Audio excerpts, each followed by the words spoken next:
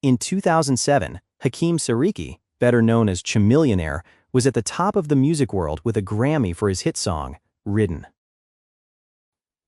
But while most artists were spending their royalties on fleeting luxuries, Hakeem was quietly planning a different kind of takeover. He wasn't looking for another platinum record. He was looking for equity. But how does a rapper from Houston become one of Silicon Valley's most respected venture capitalists? Chamillionaire understood a core principle that many high earners miss. Your primary career is often just the seed money for your ultimate wealth. In financial terms, he stopped looking at his music as his only job and started seeing it as a tool to acquire assets. Think of it like this: a luxury car is a liability that loses value, but a stake in a growing company is an asset that works for you while you sleep. This is the classic rich dad, poor dad philosophy in action. He realized that fame is temporary, but ownership is permanent. Instead of buying the flashiest jewelry, he invested in his own education, learning how venture capital actually works. He knew that to move from the recording studio to the boardroom, he had to change his vocabulary. He focused on cash flow and long-term valuation rather than short-term hype. So, the question is, are you spending your income on things that impress others, or on assets that set you free? Breaking into Silicon Valley wasn't easy for a rapper.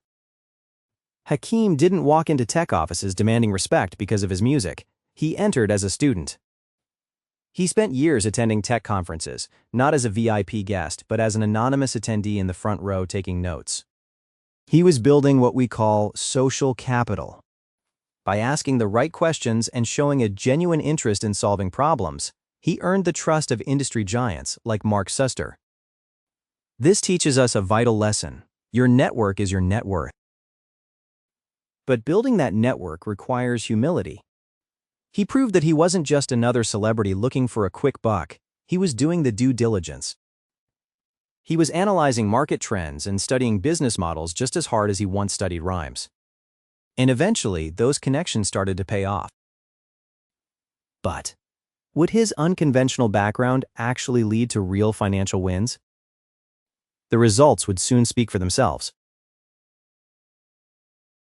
The pivot from music to tech became legendary when the exits started happening. One of his earliest and most notable bets was in Maker Studios, a digital media company that was eventually acquired by Disney for over $500 million. But he didn't stop there.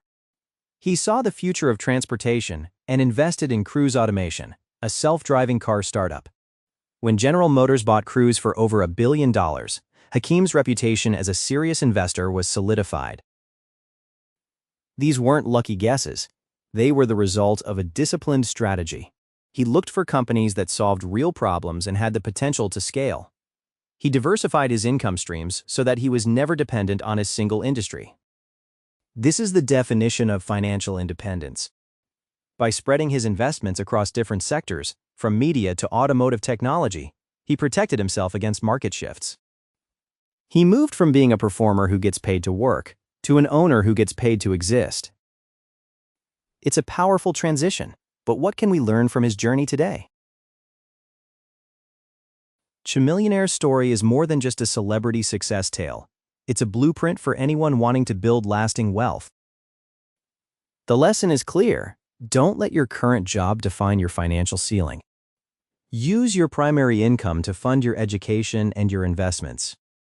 Whether you are an artist, an engineer, or a teacher, the goal is the same: move from earned income to passive income.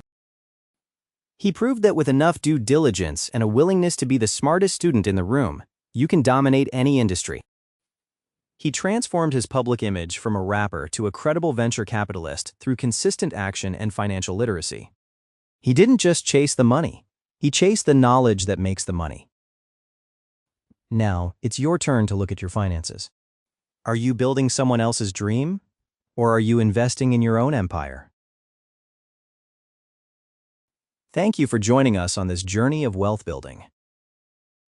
If Hakeem's story inspired you, remember that financial freedom starts with a single smart decision. Start small, stay curious, and keep building your assets. Don't forget to subscribe to Wealth Builder's Guide for more actionable financial lessons. Your future self will thank you.